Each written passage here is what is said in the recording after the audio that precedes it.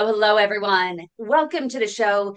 Today, we're exploring the intersection of vascular health and brain function with James Maskell, co founder of Truneura. After witnessing innovative treatments to help his own father, James partnered with Dr. Christine Burke to pioneer personalized medicine approaches for Alzheimer's and dementia patients. During the show, we're going to discover how arterial buildup restricts critical blood flow to the brain and how Truneura's precision medicine approach is creating new possibilities for those experiencing cognitive decline. James will also give us an exclusive preview of the upcoming Alzheimer's Summit starting this Tuesday, where leading experts will share the latest advances in cognitive health. And while Alzheimer's and dementia remain challenging conditions, these emerging approaches truly do offer new hope for millions of families affected worldwide. And so I really look forward to what we learned today from James Maskell and hear more about Truneura. Right, Dr. Phillips? Indeed. Kim, happy Saturday. Hope you're doing well. Happy Saturday. You're not in your normal gigs over there. No, I'm Got not. a I'm different actually backdrop. a different backdrop. I never thought I would be sitting in a student union again, but I'm on campus at Ohio State University. Through my game day men's health clinic hat, we are sponsoring and participating in a mental health awareness summit at on campus, and just got done listening to a couple of coaches within the Ohio State University talk about their mental health issues, and it's really sobering. And it's certainly a health crisis that we need to get our arms around. And I know before we went online, we were talking about making America healthy again, and we've got to make our bodies healthy and our minds healthy as well. Nonetheless, I am really excited to speak with James. Uh, Alzheimer's is a horrific disease, and it's devastating to see a loved one go through something like that. So, if there's any hope of a cure or getting people better, I'm all ears. I think we should get this conversation started, but first, a moment of inspiration. Dr. John Phillips' spectacular vascular moment of inspiration. Well, Kim, I was going to start off with a little bit of a moment of inspiration, or at least a quote from our new Pope Leo the 14th. And he said that in his opening statement when he was looking out over the throngs of people at the Vatican, God loves all of us and evil will not prevail. So I said, great, that's inspirational. But sitting in this mental health summit and listening to some speakers, and one of whom was or is the head coach of the OSU wrestling team. And he was talking about his struggles with depression and anxiety. He really said something I thought that was profound, that he focuses on these small little micro wins, and winning something small each day continues to build on your inner strength. And the old adage of making your bed in the morning, it seems simple and it's an easy task, but it means a lot because that's a small victory. So my words of inspiration are to try to get folks to have a small win that can then add to cumulative large wins in our lives. That is so beautiful. If you remember legendary Harlem Globetrotter Larry Shorty Coleman, who has been on our show a number of times, he's a peripheral artery disease patient and amputee. And if you recall, in our Save My Piggies conference, he said that the one little win that he has every single morning that gets his day started is the fact that he just opens his eyes. And he said, That, every morning, if I open my eyes, I actually say, thank you, God. I have my eyes open and I can see. And he said that starts off his day with one win. And he said it just gets better and better and better throughout the day. Okay, so I was able to sit up. That's another win. I was able to put my prosthetic on. Another win. And it may seem cheesy, but it's incredible how these little wins do, in fact, build if you'll just entertain the idea. yeah, I mean, it's the wrestling coach shared a little story with us was when and I'm paraphrasing it because this just happened like 30 minutes ago, but basically he had a full ride to Syracuse, but he wanted to leave Syracuse as a sophomore and go wrestle in Iowa. So he drives to Iowa and he meets the head coach and he says, I want to wrestle for you. And the coach says, okay, go wrestle these two brothers who evidently must have been beasts. And he just got his butt whipped day after day.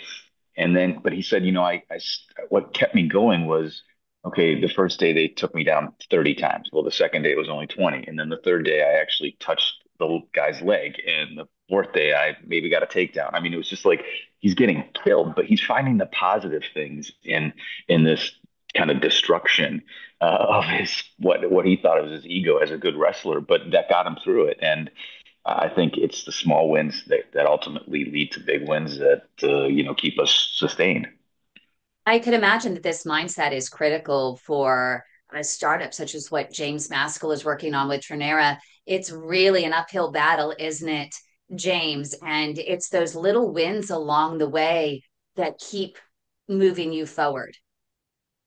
Yeah, I mean, ultimately, it's one thing to start to make some progress. It's another thing to sustain that progress over decades, which is obviously what you want to do. And so, so much of the journey to get better and stay better is in the mind. It's psychosocial in nature as opposed to, biochemical, and that's a critical part to solving chronic illness.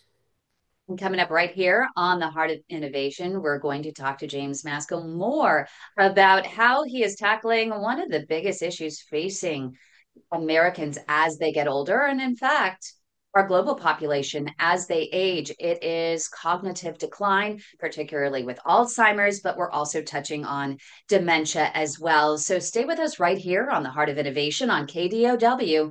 Don't go away. How many procedures are you willing to go through? Is it worth going through that many, or would you rather just cut your leg off? That's funny. Was it worth it? Oh yeah, I have my leg, man. Amputation should absolutely, positively, 100% never be a first-line treatment. What an incredible operation, what an incredible lab you have here. Without a doubt, we're underdiagnosing peripheral arterial disease. It has not gotten the attention that it should because it is a killing disease, it is a disabling disease, and most importantly, it's a disease that we now have great treatments for. Okay, let's go to the next one. They were going to amputate it, and I needed to consult with my family. Did I want it off here or here? You're just shocked. It's scary. I mean, I don't even know how to explain it. You're 42 years old. We're waiting till people are at the end of the spectrum and almost beyond hope. There is good care available here. Closed minds are what we have to get rid of. Welcome back to the Heart of Innovation. For more on today's topic, go to theheartofinnovation.org. That's theheartofinnovation.org. Once again, here's Emmy Award-winning journalist Kim McNicholas and interventional cardiologist Dr. John Phillips. Welcome back, everybody. It is a beautiful Saturday in Columbus, Ohio. And Kim, I trust it's beautiful out west. James, thanks for joining us. So, James, let's jump right into the conversation. What is Truneura, and why did you partner with Dr. Burke and decide to kind of start this program or method? Yeah, so in December 2023, I got a message from South Africa, where my father lives, that my father had a health catastrophe and I needed to get over there as quickly as possible. And he was in a friend's bedroom. He'd collapsed at lunch, and no one really knew what was going on, but it looked like death. So it's literally the other side of the world from California. So I spoke to my doctor, Dr. Christine Burke, who I knew is one of the foremost leaders in the sort of precision medicine approach to Alzheimer's. She's got exceptional improvements in MoCA scores documented. She's part of a clinical trial, the Dementia Reversal Trial, which is dementiareversaltrial.com. She's one of the trial sites for it. And I just asked her, what do you think? And she said, I told her just a little bit about the story from across the world. And she said, if the cognitive decline is that rapid, it's always an infection. So when you go, ask about the blood work, look for an infection. If it's not an infection, go to his house and see if it's moldy, because that can trigger it as well. And, obviously most people experience cognitive decline as something slow over a long period of time, right? So this was just very specific to something that was that rapid, that went from not being able to remember the PIN number to basically being in bed. So I arrived there and see my dad, and, looks very close to death. I mean, lying, not eyes opening, breathing, but not responding in any way. And speak to the doctor and not really sure what's going on. They're sort of saying, hey, prepare for death. This is what death looks like. And I got in his car and I drove over to his flat. And as soon as I walked in, I realized it was super moldy. It was black mold was everywhere. And it had been a really wet spring in Cape Town because December is, the end of spring. And I just started thinking back to all these conversations I've had with him where he's like, oh, I'm so tired. I'm going to stay in bed today and feeling lethargic and I can't get out. And so I went back and I was like, I think this is probably what's causing it. And at that moment, every doctor, everyone around was looking at me like I had two heads. Like they had no idea that this could even be possible. They just thought that it was death. And I got on with doing what, a son and only child would do. So, looking to sell the flat, move out. Some friends of ours who live by the ocean said, why don't you come and just spend the last few days with your dad at our house? So we got in an ambulance, took him in an ambulance, took him to that house and started to spend some time with him. And a couple days in, the lights just started to turn on a little bit. And then a couple days more, he was able to like sit up and be in the wheelchair. And, it was just obvious at that moment that Dr. Burke was right. And that ultimately there had been essentially an acute mold poisoning that he was experiencing. And as he got into fresh air and the body started to adjust and was in a different environment, so, the lights started to turn back on. Fast forward 6 months, he's in full-time care because he lost a lot of muscle mass, but was reading 3 or 4 books a week. I could, be in touch with him on the WhatsApp.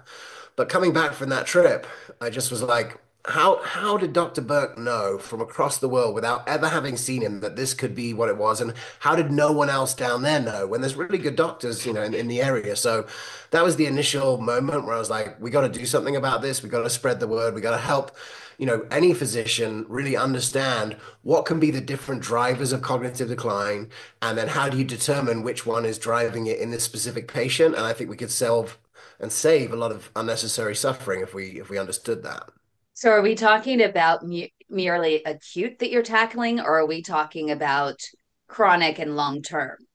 Well, this just happened to be, what happened in my father's case. In most cases, you're dealing with a range of different issues. It's never really one thing. Dr. Burke as I've learned a lot over the last year and a half. Typically, it's a combination of factors. So you may have heard people would say, there are studies saying like Alzheimer's is type 3 diabetes. Now, certainly metabolic inflammation can play a role in how diabetes manifests, but it's not only that thing. There are many other different reasons. There's vascular, there's hormonal and trophic reasons, there's biotoxins like I just shared with my father. There could be chemical toxins. I don't know if you just saw 2 days ago, there was a study that showed you're 3 times more likely to get Parkinson's if you live near a golf course. So, there are pesticides in the environment that are playing a role in these kind of things.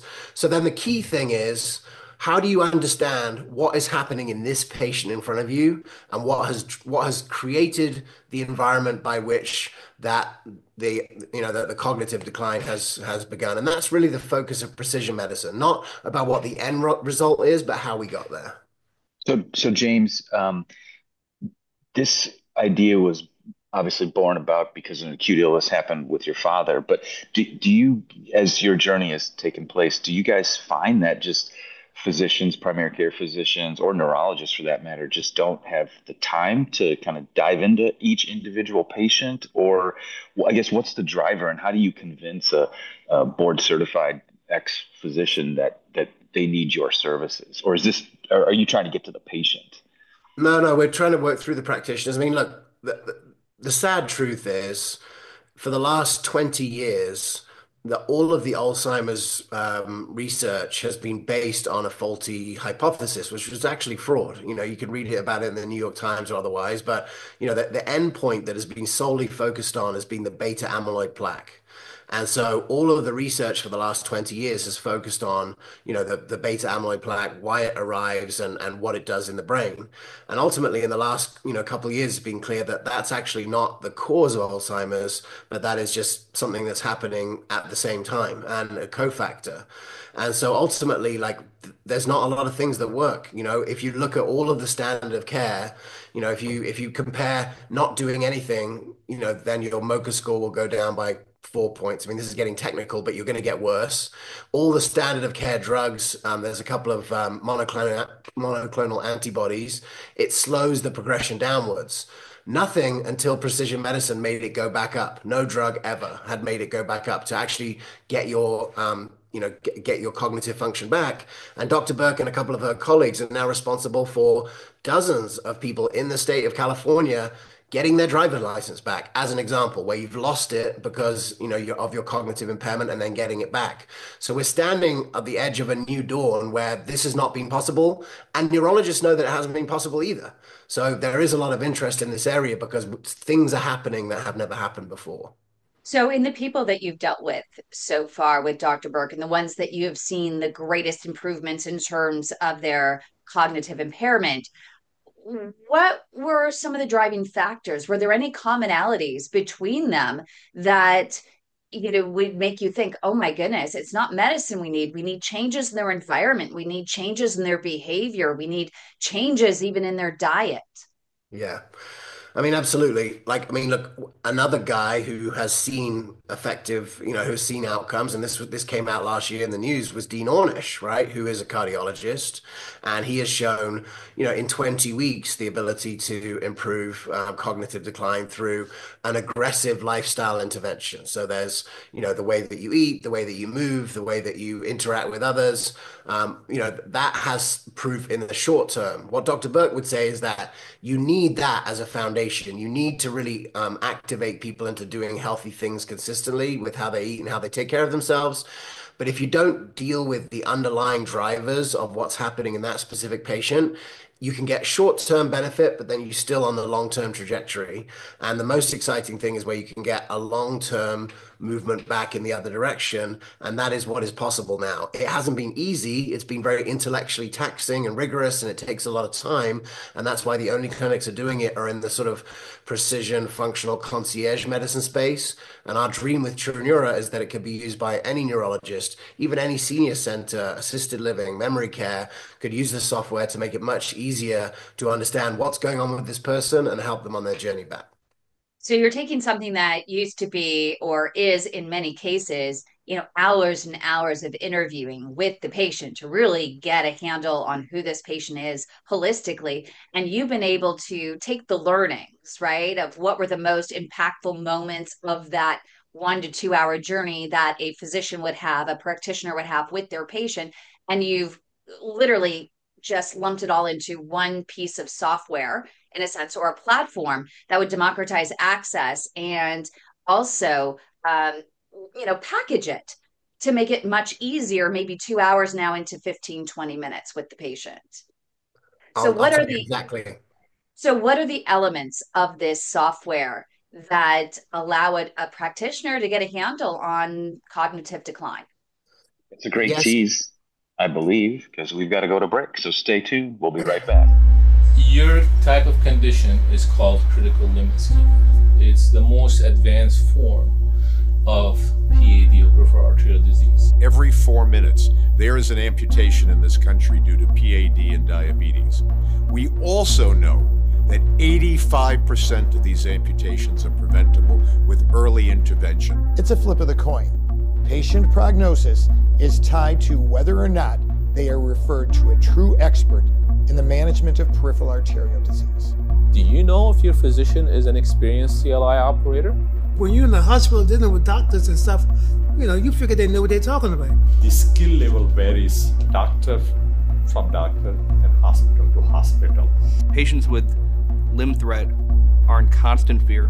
The depression that someone experiences after they lose a limb is equivalent to those of losing their spouse of 40 years.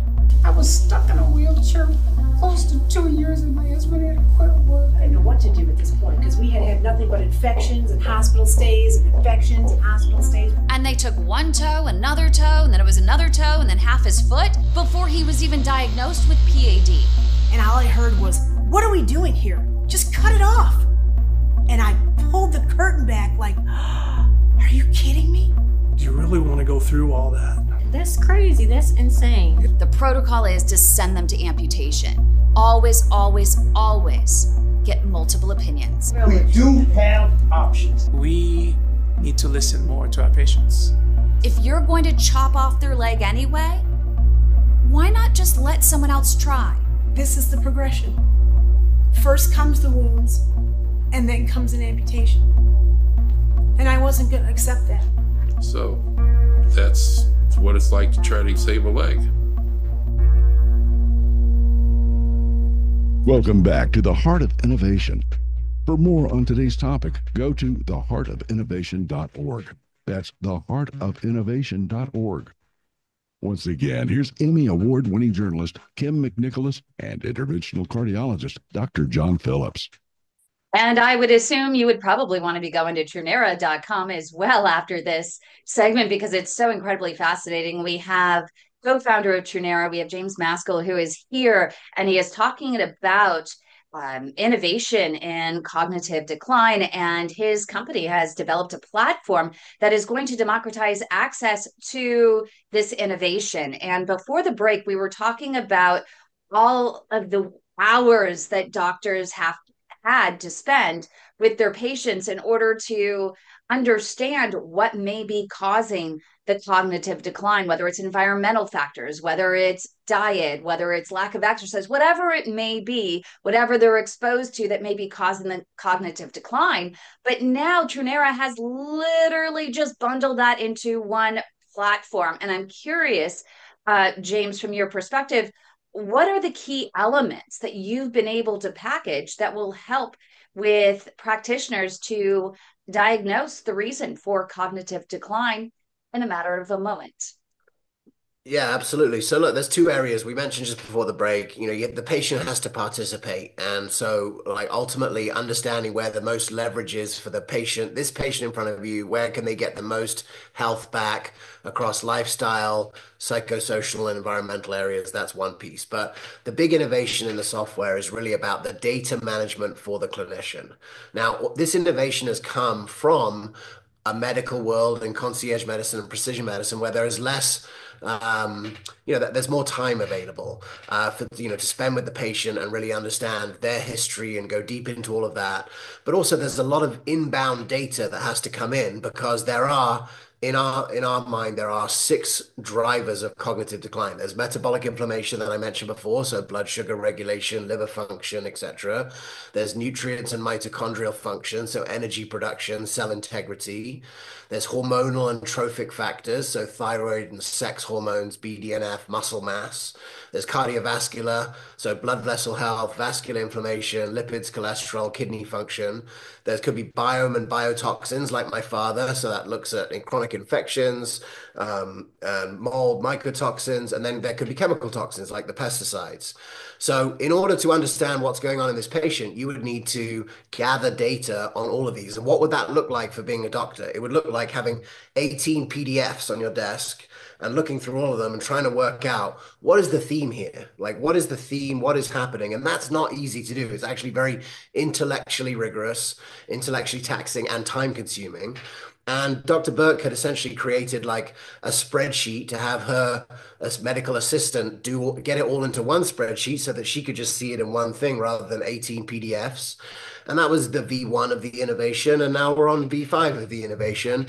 And part of it is that each data point is scored between 0 and 100. So, doctors will know that each lab value has its own reference range, has its own optimal range, and different units, and you have to learn all of that. Essentially what our system does is to score every one of those labs. So 100 is perfect and 0 is extremely problematic, and you get a score for each one of these lab markers, and then you can combine those scores in useful ways so that the doctor can in a very easy view with all the lab data being ingested, say the main thing that is driving your cognitive decline is metabolic inflammation, and here's what we're going to do to help you in the next 30 days.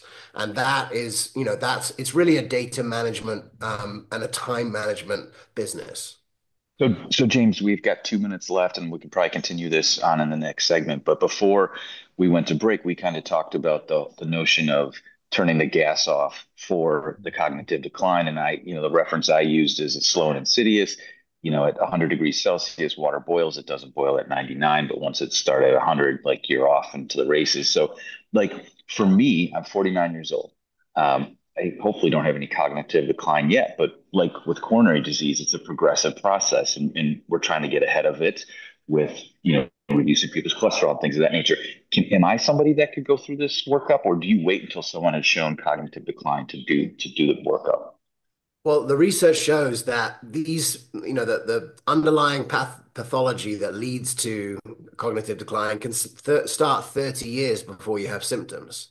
So ultimately, most people are only motivated to do something about anything when they have a symptom, but our dream here is to start at your age and earlier. I'm 44. I should be doing it as well. I mean, my father's suffered with it, my grandfather, my grandmother. So, ultimately our goal is that eventually it would get earlier and earlier, and we'll see the benefit both to costs and human suffering by getting everyone in their 40s to start to understand their own physiology. And coming up right here on the Heart of Innovation, we're going to get to the heart of the cost of the matters. That and more. We have some questions that are coming in from YouTube and Facebook and all of the above. So we're going to get to those as well. So stay with us right here on the Heart of Innovation on KDOW. Don't go away. I had a partner when I was much younger. I had finished my cardiology training, and now I was a cardiologist practicing. I had been in practice for about 3 years, and I had a partner who was about 15 years older than me. So he had been practicing for almost 20 years. And we were in the hospital together. We were working in a very big, busy hospital. And he came up to me once and he asked a question about a patient that he was taking care of. And I do remember the moment, because when he asked the question, I do remember saying to myself, man, that was a really basic question. Like, shouldn't he already know that? So I answered the question, and he walked down the hallway, turned the corner, and then he came back to me. And he said, hey, listen, I know that was a really stupid and simple question, but really and truly, I don't want to make a mistake with this patient. And he walked off. And that night, his name was Tom Kelly. I called him up. I said, hey, Tom, did I say something to offend you? And he said, hey, yeah, you actually offended me because, I came to you with a question, and I was looking for your advice, and just your body language, your facial expression, you kind of made me feel dumb, and that's a moment that has always resonated with me in regards to people and how I interface with people and patients, right? People remember how you make them feel. And when you are doing good work with folks and trying to get things done, you want people to feel included and part of the process. When you're in front of patients, you want them to feel listened to. So I would say that moment is sort of really defined my career. Tom Kelly actually eventually died of brain cancer. And in his final days, when I was visiting with him, I told him how much that changed my life. Welcome back, everybody. Thanks for joining us. So, James, let's continue the conversation. Let's pretend I want to get some testing done to help slow this process. What testing would you recommend for me? And maybe if you just focused on 2 of the columns or that you had spoke on. Yeah, so if the first step that you would go when you went into a clinic that was using Truneura is you probably would work with someone in sort of a nutrition health coach kind of a role, and that's because we've identified like lifestyle, psychosocial, and environmental pillars, and we want to understand how you're doing in those areas, and then supporting you ongoing. There's some cool things in the software with that allow your wearables to be connected to it, so we can actually see if that health coach would say, "Hey, John, it's really important for you. You're not sleeping enough. Sleep is a critical part in the cleaning of the brain at night, and so we're going to recommend that you sleep 8 hours a night." Your Aura Ring could automatically tell them whether or not that's happening. So the first step is to really see how you're doing on the things that are in your sort of realm of responsibility, your locus of control. But then, ultimately you could start to do some testing for understanding the root causes. Now, there's some interesting innovation in testing that's happening right now. So there's a new blood-based biomarker called p-tau217, p-tau217. And now for the first time, that is a marker that can actually tell you how far along this journey towards getting dementia am I? So, that's something that, someone in their 40s like myself or yourself could be doing every quarter. And that's, very cost-effective way to really understand, is this process starting for me? Ultimately, the software is capable enough that if you did, 100 tests, like there's on the market today in the consumer space, there's all, hundreds of new companies that are essentially like making it easier for normal people to test a lot of biomarkers. So you could do, something like that with that information. Ultimately, in our system, there's 450 biomarkers that have been organized and scored. But whether you do 10 or 100 or 450, the only thing you're going to get is more accurate the more data that you have. But as a cardiologist, there will be a range of tests. Like, so Cleveland Heart Lab is one of the labs that we use there. That is a lab test that is payable by Medicare, payable by Medicaid. Commercial insurance typically pays for it. So typically it's not an out-of-pocket expense for patients. But with that information, you can get a very comprehensive understanding of, is my cardio and vascular health playing a role in my brain health? And ultimately, we are helping clinicians to communicate that and to understand that. Interesting, and I was excited to connect with you on this because Dr. Burke was actually a vascular specialist. So she's internal medicine and she was a vascular specialist, and that was her work. And then she started to realize, as the new science started to come out, that the blood-brain barrier is actually vascular tissue. And actually being a vascular specialist is extremely helpful for the brain, because it's really just one barrier. The blood-brain barrier, the endothelial glycocalyx, the gut tube, she really started to see that this was all one barrier, and protecting the barrier is what she had been doing as a vascular specialist. And this is just a different barrier with essentially the same tissue. That's probably music to your ears, something that Dr. Phillips would definitely align with, and it's resonating with him. Yeah, I'm nodding a lot. I mean, again, I think it just speaks to the notion of knowing early and being aggressive in a proactive manner with getting yourself healthy, mind, body, soul, whatever. So this is something that we have a lot of patients here that are vascular and cardiovascular patients, and Hyde is putting here in the chat that he wants to know, I mean, are these literally tests that doctors are going to order for a cardiovascular and vascular patient? Is it something that a patient can advocate for now and say, hey, I want this dementia test because I have peripheral artery disease and cardiovascular disease. I want to know if I'm at risk for dementia right now. And then, also along with it, then the doctor's going to say, well, what are you going to do with these results? Well, what would you do with that result that would come back and say, yes, you are at risk, or you are showing early signs of dementia? Yeah, I mean, ultimately, I think if you were to, I think advocating for yourself to have the p-tau217 test is a good idea. And if it came down that you were in the process of developing dementia, great opportunity, even more reason to aggressively go after the lifestyle things that you have advocated for on this show. And coming up right here on the Heart of Innovation, we'll have final thoughts from James Masco with Truneura, and you'll find out where you can learn more about the upcoming Alzheimer's Summit that is happening online virtually. So stay with us right here on the Heart of Innovation on KDOW. Don't go away. When your sugar runs high, it's more than a sign. Diabetes creeping in, it's a dangerous line. Pre-diabetes too, don't think it's too light. It can lead to PATS, so start the fight.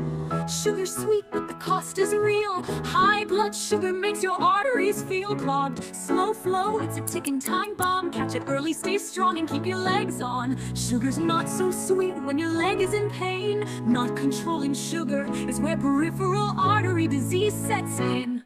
Got sugar? Get checked. Don't wait too late. Save your legs, save your life, take control of your fate. Leg pain, cold feet, neuropathy too. These are signs diabetes caught you. High sugar's the link for circulation and pain. Left untreated, your leg might end in flame.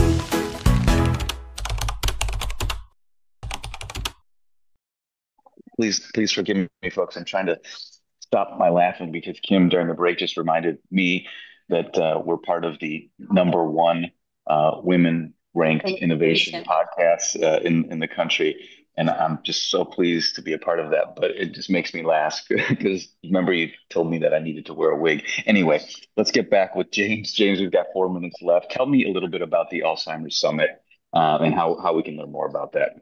Yeah, so we wanted to create a place where anyone in the world for free could come and learn about all of these concepts, understand it for themselves, take action, understand the tests, understand the innovations, understand, these new areas. I mean, I've said just off the cuff, like, hey, Parkinson's and living near a golf course, but like, you want to go deeper into toxins and understand that. We've got to talk on microplastics and some of the science that's coming around that.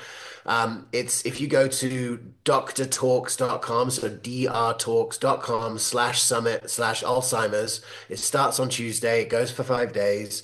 It's totally free. You can listen to 30 different leaders in the field talking about all the different elements from lifestyle to all the different root causes that we've spoken about. Dr. Burke is one of the interviewers. I'm one of the interviewers. There's Dr. Robert Love is the third interviewer. He's got about 5 million followers on social media. He talks about this stuff all day, every day on social media, and is sort of an encyclopedic knowledge of all things Alzheimer's and Alzheimer's prevention and reversal.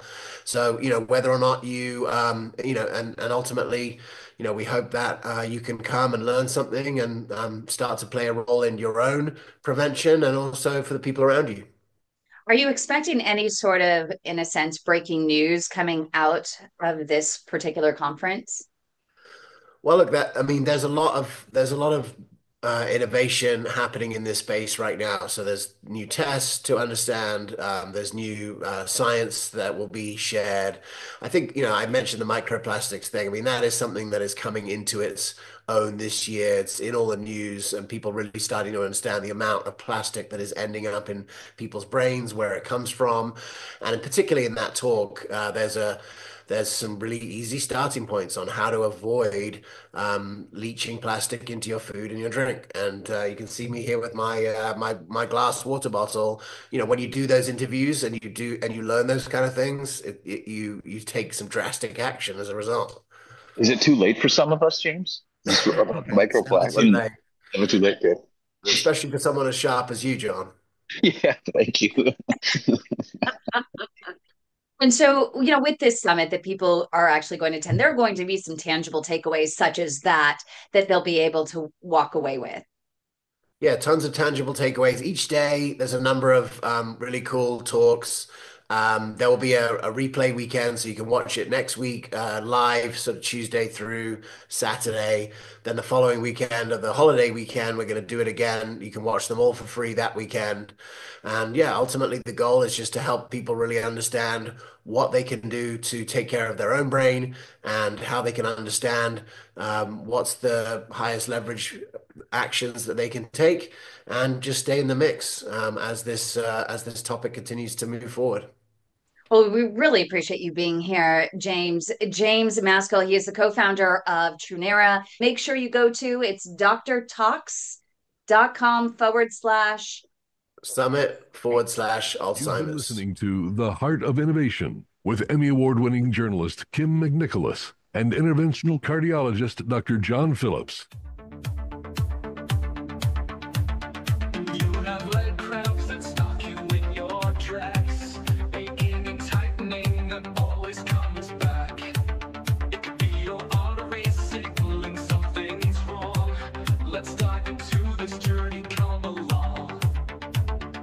Walking down